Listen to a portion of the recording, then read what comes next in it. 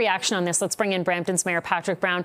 Good morning, Mayor. Thank you for taking the time to speak with us. I know, Brampton, there's a lot of manufacturing in your community and automotive sector. There's Stellantis and a lot of concerns surrounding that plant. But going from 25 to 35%, how concerning is this for you and those who live there? Well, it hurts. And as much as, we hear about these tariffs, you really got to break it down for what it means for communities. And it means job losses. It means businesses that are struggling to keep their head afloat.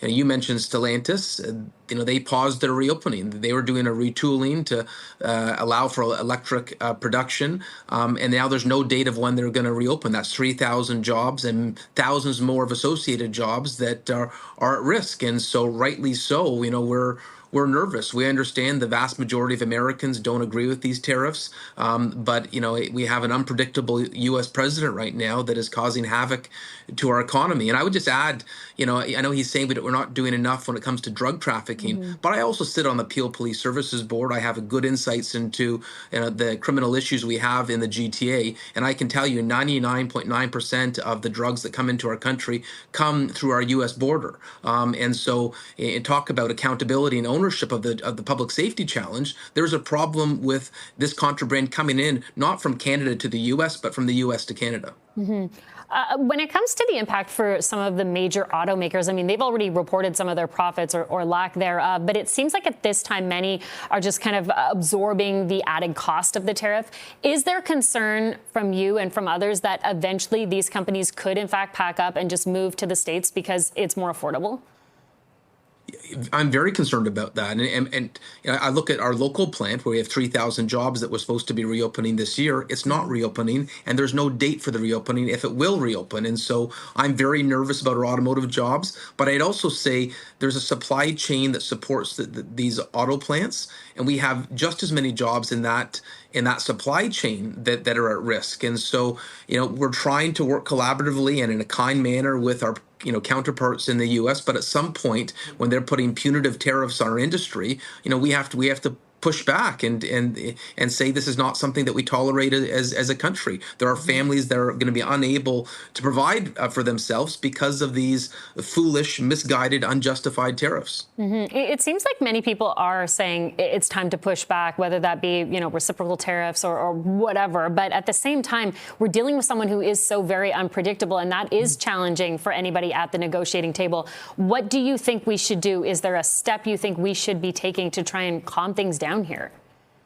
Well, I think this is a moment in time. We need to remember that. This is a U.S. president. It does not define the United States. And in a matter of years, he will no longer be the U.S. president. And historically, we've had a wonderful relationship with the U.S.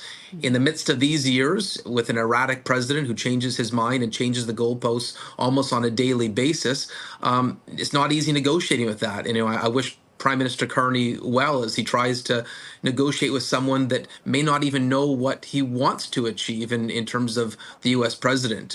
But I really think we need to show to the U.S. administration the consequences of not having a great relationship with our closest friend and neighbor. There is critical supplies that we provide to the U.S. That are at risk. And I'll give you an example. I was down in Washington for a lobbying effort of Canadian mayors to sort of speak to our joint trade, and I had U.S. mayors telling me they depend on Canadian salt for winter maintenance. There are so many different products that the U.S. relies on, particularly in border states. And if Canada pushed back, they're going to feel the consequence too. You could see how worried they were when Premier Ford threatened electricity to New York State. And so, we can't be we can't roll over if the U.S. administration is going to be stubborn about these tariffs. There needs to be consequences and retaliation. And as the mayor of a community that's really feeling the consequences of these tariffs right now, how are the conversations going with our premier and with our prime minister? Both have been very vocal. I mean, even the premier coming out with a statement yesterday saying we really need to fight back on this and hit them with tariffs to respond. How are those conversations going with you? Well, I'd say right now it's all hands on deck. Everyone's working together, which is the way it should be.